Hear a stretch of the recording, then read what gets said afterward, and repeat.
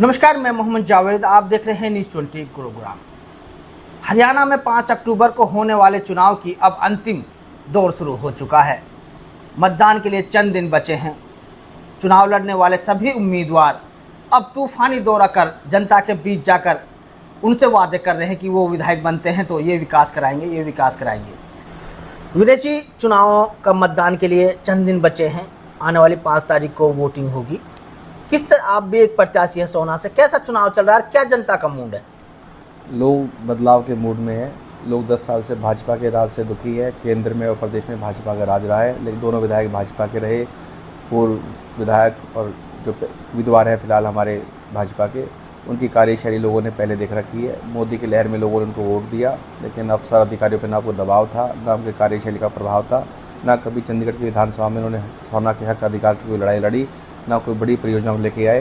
तो सोना जो ब्लॉक है वो कहने को तो गुड़गांव जिले का हिस्सा है, लेकिन अगर विकास की बात करें तो मेवात से भी पिछड़ा इलाका सोना है। आज भी वहाँ मूलभूत सुविधाओं का अभाव है, ना सड़कें हैं, ना बिजली है, ना पानी है, कोई व्यवस्था उस इलाके में नहीं है। आज जो बदहाली की जो हालात है वो बद से बदतर हो चुके हैं। विनय जी, आप लोगों के बीच जा रहे हो, डोर टू डोर कर रहे हो, हर घर तक पहुंच रहे हो। लोग आपसे क्या उम्मीद लगा रहे हैं और क्या आप उनसे वादे कर रहे हैं? देखो जी, लोग के बीच में मैं लंबे समय से संघर्ष कर रहा हूँ। अगर हम बात करें कोरोना काल की, कोरोना काल के अंदर जहाँ लोग अपने घरों में दुबक रहे थे, डरे हुए बैठे थे, हमने एक टेम्परेरी हॉस्पिटल बनाया 100 बेड का।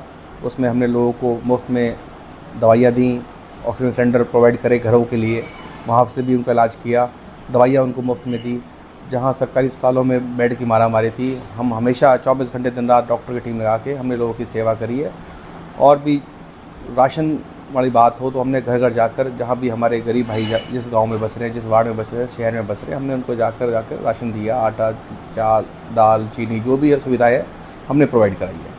तो विनय जी, आप ग्रामीण, आपको जाने किस तरह की समस्याएं बता रहे हैं क्षेत्रों में?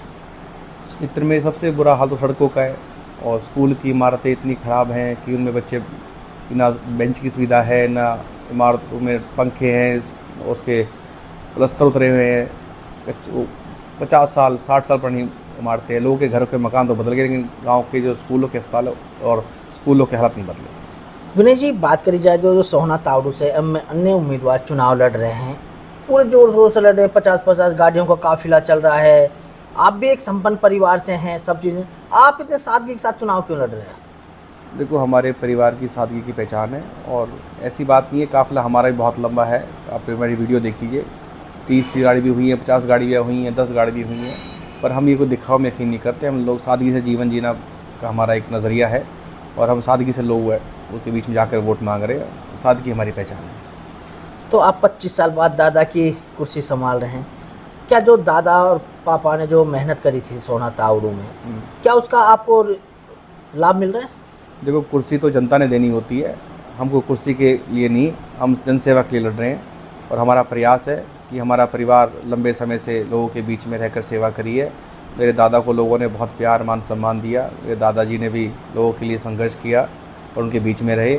हम चुनाव बहुत लंबे समय के बाद लड़ रहे हैं, लेकिन सामाजिक रूप से, धार्मिक रूप से, राजनीतिक रूप से हम संगठन के ज़रिए हम लोगों के बीच में रहे हैं, और हमने हर संभव प्रयास किया है लोगों की सेवा करने का। विनय जी, सोहना तावड़ू की जनता आप पे विश्वास करते, आपको विधायक चुना देती, ऐसे कौन से 5 काम होंगे जो आप विधायक बनते ही पहले कलम से कराने का काम करेंगे? सबसे पहले तो हम सोहना जो सरकारी हॉस्पिटल है उसको दुरुस्त करेंगे। सबसे बुरे हालात वो है। आज कैंसर जैसी बीमारी है, टीबी जैसी बीमारी, इतने महंगे इलाज हो गए हैं कि एक आम आदमी को अगर उसको इलाज करना पड़े तो लोगों की ज़मीनें बिक जाती है, घर बिक जाते हैं, मकान बिक जाते हैं। 50 लाख, 60 लाख, करोड़ों में बिल प्राइवेट से मिलता है।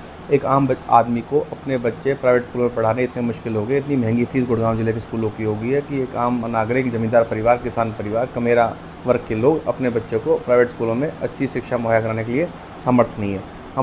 मेरा स्कूल, और सबसे बड़ा जो मुद्दा है, मैं भाषण में बोलता हूँ, बात ये, हमारे इलाके में पढ़े लिखे नौजवान बच्चे हैं, वो बेरोज़गार घूम रहे हैं। अगर नौकरी मिल रही है तो बहुत दूर दराज के इलाके में मिल रही है, 100 किलोमीटर, 70 किलोमीटर जाना पड़ता है।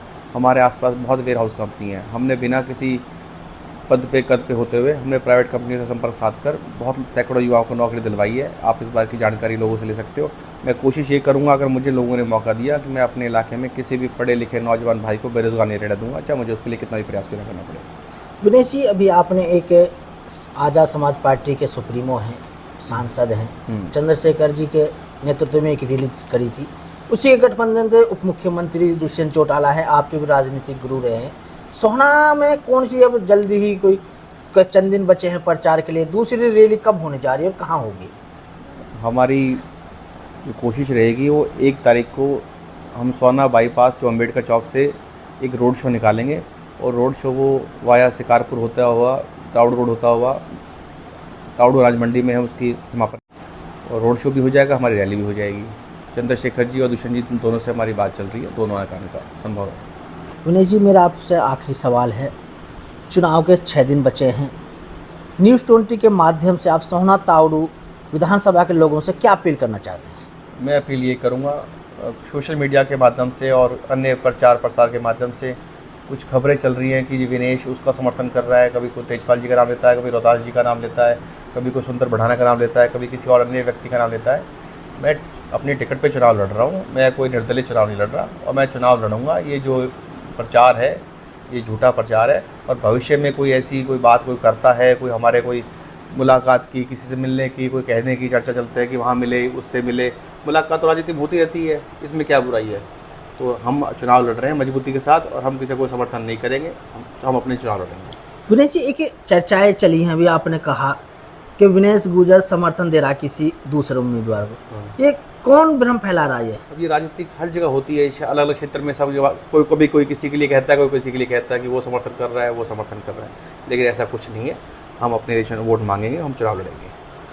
ये थे हमारे साथ एक गठबंधन प्रत्याशी विनेश गुजर, जिन्होंने कहा कि सोहना ताउड़ू की जनता इस बार जागरूक है और अपना क्षेत्र का विकास कराने के लिए वो गठबंधन प्रत्याशी यानी विनेश गुजर को वोट देने जा रही है। उन्होंने कहा कि विनेश गुजर के परिवार का संबंध सोहना ताउड़ू की जनता से 1 या 2 साल का नहीं, पिछले 50 साल का है। उनके दादाजी मदन लाल गुजर चेयरमैन और उनके पिता बेगराज गुजर पिछले 50 सालों से सोहना ताउड़ू के क्षेत्र के लोगों की सेवा कर रहे हैं, और अब वो भी पिछले 8 साल से सक्रिय रूप से सोहना के लोगों के बीच जाकर उनके दुख सुख में शरीक हो रहे हैं। इसलिए उन्होंने कहा कि सोहना ताउड़ू की जनता के बीच रहकर वो जो पिछले 50 साल से मजदूरी कर रहे हैं, इस बार सोहना ताउड़ू की जनता उन्हें वोट के रूप में दिहाड़ी देने का काम करेगी। उन्होंने कहा कि सोहना की जनता उन पर विश्वास जताते हुए इस बार उन्हें विधायक चुनती है, तो मैं वादा करता हूं कि युवाओं को जहां रोजगार मिलेगा वहीं इस क्षेत्र का समान विकास होगा। इसलिए आने वाली 5 अक्टूबर को केतली वाला बटन दबाकर उन्हें भारी बहुमत से विजय बनाए, ताकि चंडीगढ़ में बैठकर सोहना ताउड़ू की आवाज़ उठा सके। आपको न्यूज़ हमारी कैसी लगी, वीडियो को शेयर करें, चैनल को सब्सक्राइब करें और कमेंट्स बॉक्स में जाकर अपने विचार जरूर रखें, ताकि सही जानकारी के साथ आप तक न्यूज़ पहुंच सके। धन्यवाद। फिर मिलूंगा ऐसे ही किसी युवा नेता के साथ।